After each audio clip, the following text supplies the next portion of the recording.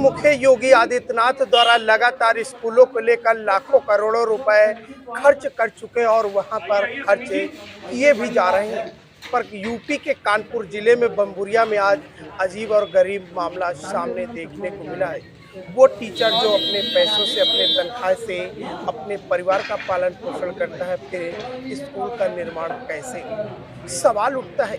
ऐसे में बीजेपी सरकार के जो लगातार सूबे के मुखिया योगी आदित्यनाथ और भी जनप्रतिनिधि हैं, उनके ऊपर एक बड़ा सवाल उठता है कि इस स्कूल की सौंदर्यीकरण के लिए उस टीचर को अपने ही रुपए खर्च किए जा रहे हैं। इस बीजेपी सरकार में बहुत बड़ी बात और ऐसे जनप्रतिनिधि और ऐसे नेताओं के लिए बड़ी शर्म की बात है। इस स्कूल की क्या हकीकत है, आज हम सुनाएंगे स्कूल में के टीचरों की जुबानी। सर जी, क्या नाम है आपका और कहाँ के रहने वाले? मोहम्मद शाहजहां नाम है सर हमारा। मैं जिला औरैया का रहने वाला हूँ। सर, ये जो स्कूल है कौन सा स्कूल है और जो यहाँ पर जो निर्माण चल रहा है, ये किसके रुपए से चल रहा है? सर इस विद्यालय का नाम श्री जीपीजी हायर सेकेंडरी विद्यालय है, जूही बमरोइया। और यहाँ पर जो काम चल रहा है, ये हम सभी शिक्षक, यहाँ गरीब जनता रहती है, उनके बच्चे पढ़ते हैं। बिल्डिंग बिल्कुल जर्जर हो चुकी है, गिरने की हालात में है। कभी भी कोई हादसा हो सकता है। इसलिए हमारे सभी टीचर मिलके आपस में हम लोगों ने चंदा किया और अपने ही पैसे से ये सारा कार्य करा रहे हैं, ताकि यहाँ के बच्चों को अच्छी शिक्षा मिल सके। लगातार यहाँ पे जो काम करा रहे हैं आप लोग चंदा, आखिर ये प्रेरणा कैसे आपके अंदर कि हमें नहीं स्कूल बनाना है, बच्चों को पढ़ाना भी है? देखिए, जर्जर विद्यालय की वजह से बच्चों की जो संख्या थी वो लगातार घटती जा रही थी। तो ये विचार किया हम लोग सभी लोगों ने मिलके कि क्यों ना हम लोग अपने चंदे से या फंड से कुछ ऐसा शेल्टर बना दें कि बच्चे भी सुरक्षित रहें और उनकी जो शिक्षा का कार्यक्रम है वो सुचारू रूप से चलता रहे। तो हम लोगों ने बैठ के ये मैंने ही रखा सबके सामने और सभी ने इसमें हामी करी और धन के जितना भी कहा उन्होंने हमको मुहैया कराया। तो ये सब समझ लीजिए कार्य सभी शिक्षकों की देख-रेख में सुचारू रूप से चल रहा है। क्या जो क्षेत्र के जनप्रतिनिधि हैं, जो पार्षद सुनील कनौजिया जी हैं, क्या कभी उस बात की जानकारी दी कि हमारे आपके क्षेत्र में विद्यालय जर्जर है, हम सब लोग चंदा इकट्ठा करके विद्यालय को बनवा जी, रहे हैं? जब विद्यालय की स्थिति जो है लगातार गिरती जा रही थी, तो संभावित अधिकारियों को सूचित किया गया, बताया गया, अपनी समस्याओं से अवगत कराया गया। जब हम लोगों को मदद नहीं मिली, तो हम सभी लोग एकत्र होकर के हम लोगों ने आर्थिक व्यवस्था करी अपनी-अपनी तनख्वाह से। और उसके बाद भवन निर्माण क्या, शेल्टर वगैरह जो संभावित हो सका वो किया गया। उसके बाद अपनी समस्या सुनील कनौजिया जी से बताई, तो उन्होंने बहुत मदद करी हमारी, जो वो उनके क्षेत्र की बात थी, जो उनकी स्थिति हो सकती थी, वो जो उन्होंने संभावित मदद ज़िम्मेदार जो की। अधिकारी थे, क्या आप उन्हें व्हाट्सएप से या कॉल करके या जी। लिखित प्रार्थना पत्र दे करके मामलों को अवगत कराया? जी, जी। लिखित प्रार्थना पत्र कई बार दिए गए, परंतु एडेड विद्यालय होने की वजह से कोई एक अधिकारी, जैसे मैनेजर भी उसके अधिकारी हैं, डीआईओ जी भी हैं, डीएम तक मामला गया, पर अभी तक ऐसी कोई आर्थिक मदद नहीं पहुँच पाई। क्या कारण है, बता नहीं सकते।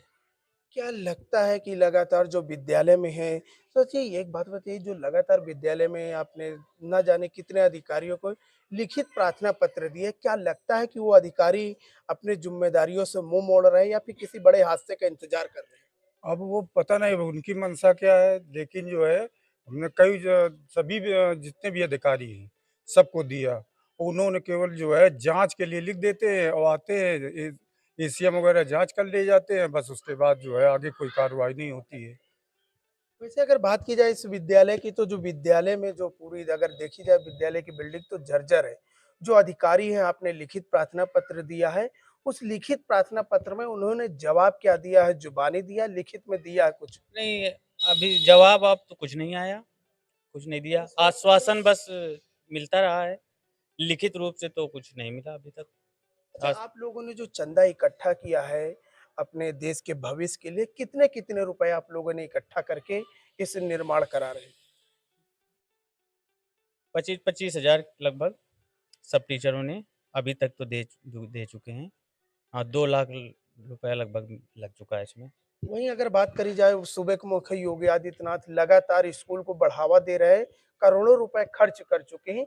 क्या इस बात की जानकारी इस जो स्कूल बना है जर्जर अवस्था, क्या उनको इस बात की जानकारी है या फिर अभी तक नहीं पहुँची है? कि शासन से लेके शासन प्रशासन तक हम लोग पिछले 2 वर्षों से लगातार माननीय मुख्यमंत्री जी को, माननीय जिलाधिकारी जी को, माननीय जिला विद्यालय निरीक्षक जी को और यहाँ की प्रबंध समिति को लगातार लिख के विद्यालय की स्थिति दे रहे हैं। जर्जर है, कमरे गिरे हैं, दीवारें गिरी हुई हैं, हादसा हो सकता है। यहाँ की जो क्षेत्रीय जनता वो भी आक्रोश व्यक्त करती है कि अगर कोई हादसा हो गया तो इसके जिम्मेदार शिक्षक होंगे। हम लोगों ने हर तरीके का प्रयास किया लेकिन आश्वासन के अलावा कुछ नहीं मिला। एक बार माननीय जिला डीएम साहब की तरफ से एसीएम महोदय द्वारा जांच भी की गई, स्थिति को भी देखा गया, लेकिन आश्वासन के अलावा कुछ नहीं हुआ। कहीं से कोई आर्थिक मदद नहीं मिली, कोई आदेश नहीं मिला, बल्कि प्रबंध समिति के द्वारा इसमें बार-बार ऑब्जेक्शन भी लगाया गया। जो ये निर्माण कार्य हो रहा है, इस पे भी प्रबंध समिति के द्वारा एक लेटर जारी किया गया कि तुरंत काम को रुकवा दिया जाए, नहीं तो कानूनी कार्रवाई होगी। लेकिन जो इस समय मौजूदा जिला विद्यालय निरीक्षक महोदय हैं, उनके मौखिक आश्वासन के ज़रिए हम लोग ये काम करा रहे हैं, अपने पैसे से करा रहे आखिर हैं। जो विद्यालय है, ये विद्यालय कौन सी है और इस विद्यालय में आपकी पोस्टिंग कब हुई थी? जी, मैं 2019 में मेरी यहाँ पे पोस्टिंग हुई थी, एडेड विद्यालय। मैं सहायक अध्यापक गणित के पद पर यहाँ पर कार्यरत हूँ। जब से मैं आया हूँ, दिन-प्रतिदिन मैं यहाँ देख रहा हूँ, प्रबंध समिति के द्वारा कोई भी विद्यालय की उन्नति के लिए कोई भी मीटिंग नहीं की गई, सिवाय यहाँ पे किस तरीके से विद्यालय बंद हो, इसके लिए सिर्फ़ कार्य किया गया। और हर बरसात में विद्यालय की स्थिति जर्जर होती जा रही, सीटें बिल्कुल खराब होती जा रही, जिस कारण जैसा पहले भी हमारे एक शिक्षक ने बताया कि छात्र संख्या कम होती जा रही थी। अभिभावक भी बच्चों को भेजने से डरते थे कि कैसे भेजें, यहाँ पर कोई हादसा हो सकता है। इस कारण छात्र संख्या भी कम हो गई है और प्रबंध समिति के द्वारा आज तक यानी कि अभी तक कोई भी विद्यालय के पक्ष में बिल्डिंग के लेके कोई भी निर्णय नहीं किया गया। ये मैं आपको बता रहा हूँ। आखिर ये जो विद्यालय है, विद्यालय में जो बच्चे पढ़ रहे हैं, कौन सी क्लास तक और कितने क्लास तक पढ़ रहे हैं? बिल्डिंग जो स्कूल है, जो बिल्डिंग है, जर्जर केवल बिल्डिंग है या क्लासों का भी यही हाल है? नहीं, यहाँ एक कक्षा 6 से 10 तक यहाँ का माध्यमिक विद्यालय है। कक्षा 6 तक सरकारी या शासकीय सहायता प्राप्त विद्यालय है और ये पहले मैं यहाँ से 12 साल से पढ़ा रहा हूँ। पहले कुछ कमरे सही थे, लेकिन ये धीरे-धीरे दिन-प्रतिदिन प्रबंधक के निष्क्रियता की वजह से पूरे कमरे खराब होते हैं। अब एक भी कमरा इसमें सुरक्षित नहीं है, जिसमें भी एक भी क्लास चलाई जा सके। तब हम लोगों ने सब शिक्षकों ने बैठक करके आपसी सहमति जताते हुए पैसा इकट्ठा किया गया 25-25 हज़ार। तब ये टीन शेड लगा है। इसके बाद अब बच्चों को हम लोग यहाँ बैठाएँगे। एक और गुज़ारिश हम लोगों की है कि कम से कम ये जो बिल्डिंग पीछे की बहुत जर्जर है, पीछे और लोगों का मकान है, वो गिरने से उन लोगों की क्षति हो सकती है, तो कम से कम इसका ध्वस्तीकरण करा दिया जाए, ताकि हम लोग और बाकी हिस्सों में और भी कमरे बनाने के लिए हम टीचर अभी भी मतलब सहमत हैं कि और भी कमरे बना के बच्चों को हम लोग यहाँ के बच्चे गरीब दूर दूर नहीं जा सकते, इसलिए यहाँ भी पढ़ें। और ये ऐसा स्कूल है, इसमें एरिया है कि कम से कम अगर बिल्डिंग बन जाए, तो कम से कम यहाँ 500 से 1000 बच्चे अपने आप हो जाएँगे। वहीं अगर बात करी जाए आपकी ज़िंदगी में तो काफ़ी कठिनाइयों का अपना पेट, अपने बच्चों का, पत्नी का पेट काट करके आप स्कूल में निर्माण आखिर ये जिज्ञासा कैसे जागी और क्यों जागी? क्या ये बच्चे हैं, इन पे लगाने की कैसे कि नहीं हमें बच्चों को पढ़ाना ही है? नहीं, शिक्षक होता के नाते-नाते हम लोग सामाजिक जो यहाँ पे दशा ये भी देखते हैं, क्योंकि ये पूरा मोहल्ला ये मतलब एक तरह से 90% लोग गरीब लोग रहते हैं। यहाँ पे कुछ जितने बच्चे आते हैं, अभी तक कोई बच्चा साइकिल से यहाँ नहीं आता है, पैदल आते हैं। इसका मतलब ये है कि सारे बच्चे दूर नहीं जाना चाहते हैं। तो हम लोगों ने सोचा कि ये बच्चे अब 4 किलोमीटर 5 मिनट दूर जाएँगे, तो हम लोग कुछ न कुछ अपना जो हमारा कर्तव्य है समाज के प्रति, वो निभाते हुए पूरी मतलब टीन शेड का निर्माण करें और बच्चों को यहाँ पे कम से कम दूर न जाने पाएँ। हम लोग भी यहाँ भी सुरक्षित रहें, बच्चों को भी सुरक्षित करें। फिलहाल यहाँ पे जो टीचर है लगभग कितने टीचर हैं? यहाँ कम से कम 10 टीचर हैं और एक जो है कि कर्मचारी में चतुश्रेणी कर्मचारी में है और एक अभी संविदा पे आए हैं। टोटल 12 टीचर अभी जो हैं इधर। बच्चे कितने हैं लगभग? बच्चे पहले तो बहुत थे, अब 50 के लगभग में बच्चे हैं।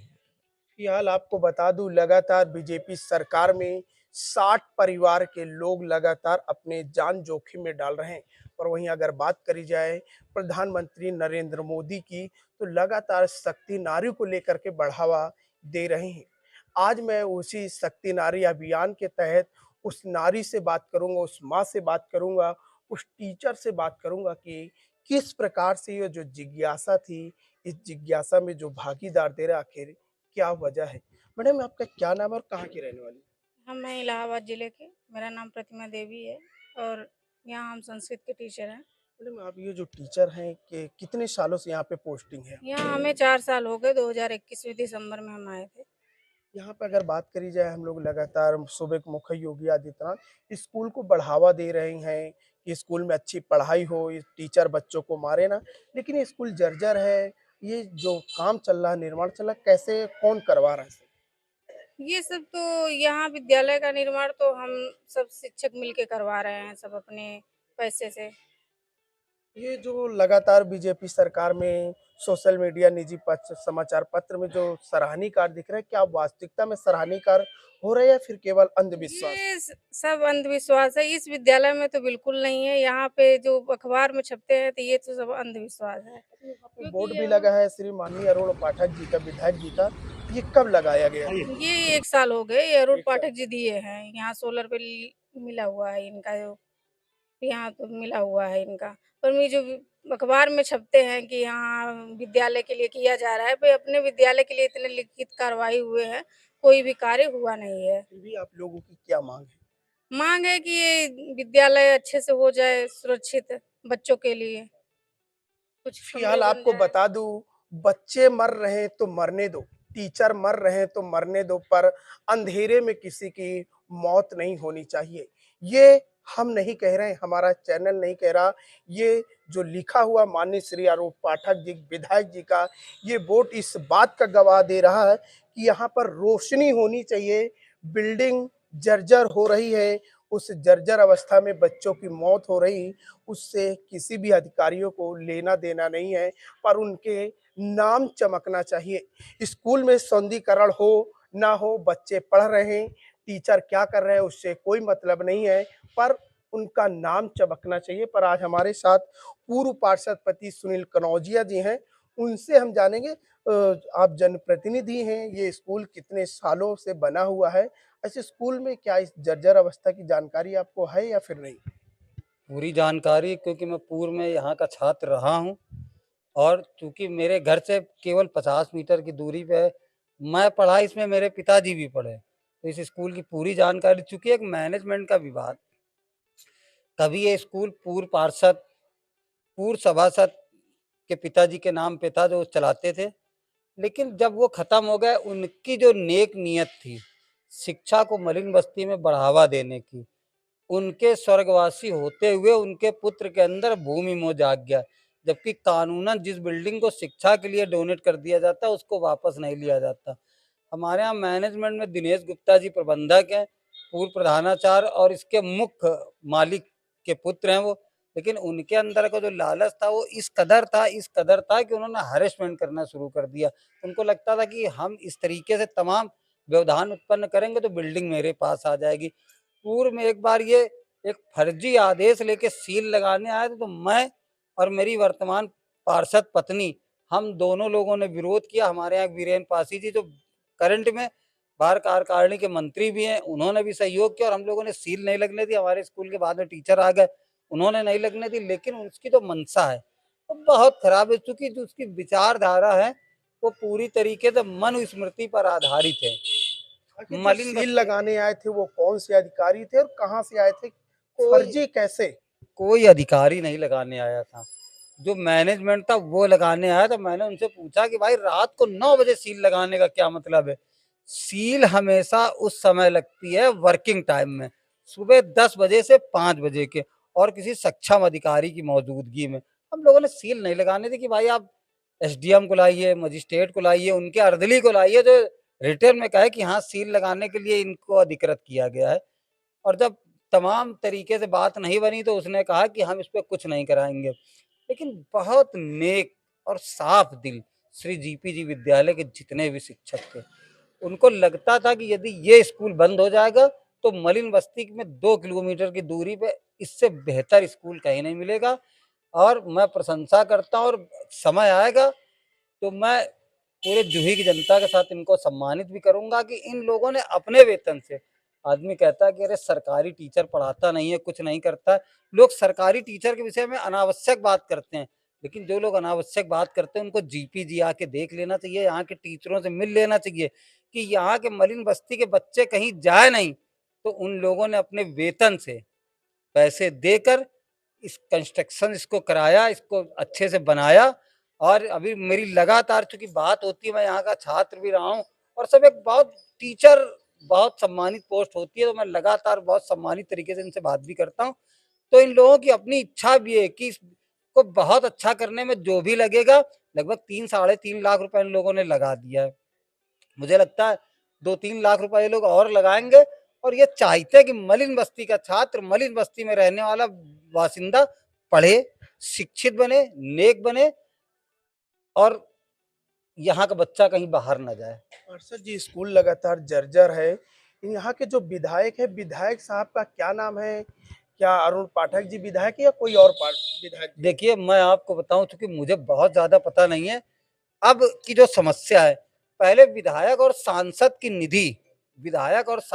निधि बेसिकली शिक्षा और स्वास्थ्य पे आधारित होती थी कि उनका काम स्कूलों का निर्माण करा देना, चिकित्सा का निर्माण करा देना। चूंकि अब लेकिन आम जनता की भी समस्याएं, सीवर, पानी, तमाम मौलिक समस्याओं से जुड़ी पड़ी, तो वो पैसा उसमें खर्चा होने लगा। लेकिन मुझे लगता है कि जो जैसा मुझे अपनी जानकारी, जो पूर्व में जब लोग सांसद विधायक बनते थे तब उनकी जिम्मेदारी एजुकेशन और हेल्थ पे आधारित थी। और मुझे लगता है कि सारे शहर के जनप्रतिनिधि यदि अपनी निधि से 5-5, 7-7 लाख रुपए, 2-2 लाख रुपए भी दे देंगे, क्योंकि पार्षद की कोई निधि नहीं होती, लेकिन मैं ये वादा करता हूँ कि मैं अपने वार्ड में चाहे चंदा मांगू, लेकिन जितना वो लोग देंगे अपनी निधि से, हम उतना वार्ड की जनता से चंदा मांग के दे देंगे। क्या लगता है कि पार्षद जी, मुख्यमंत्री योगी आदित्यनाथ इस स्कूल में निर्माण के लिए कोई पैसा, कोई रुपए नहीं खर्च किया, और जो रुपए दिया तो वो कहाँ गया? दिया या फिर नहीं दिया कभी? हमारी बात समझिए, चूंकि मैनेजमेंट बेस स्कूल में तमाम तरीके की कानूनी अड़चने भी आती हैं।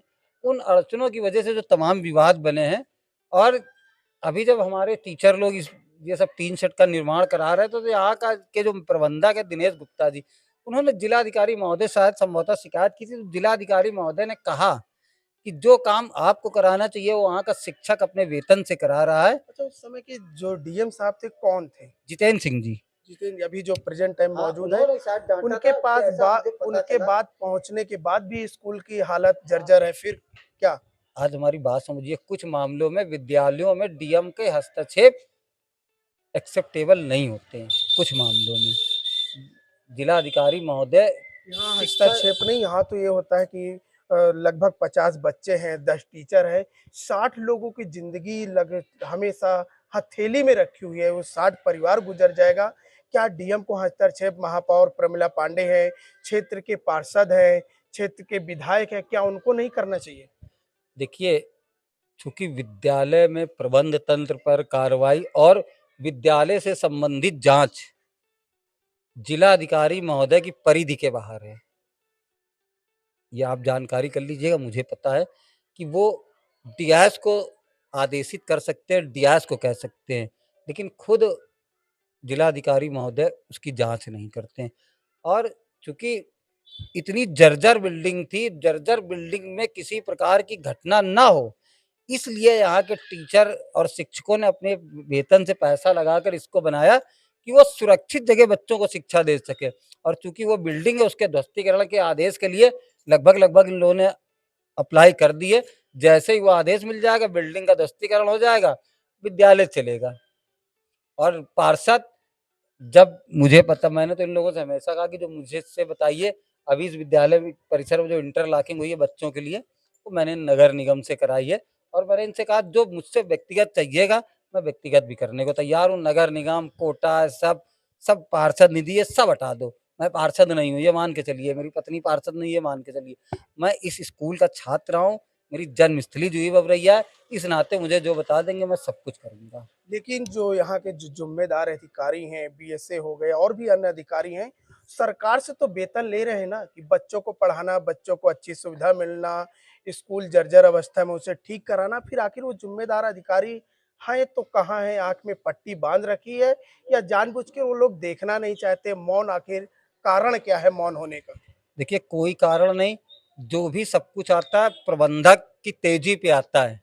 अब प्रबंधक ही सुस्त है, मौन है, तो क्या करेगा जब वो आगे कोई पैरवी नहीं कर रहा।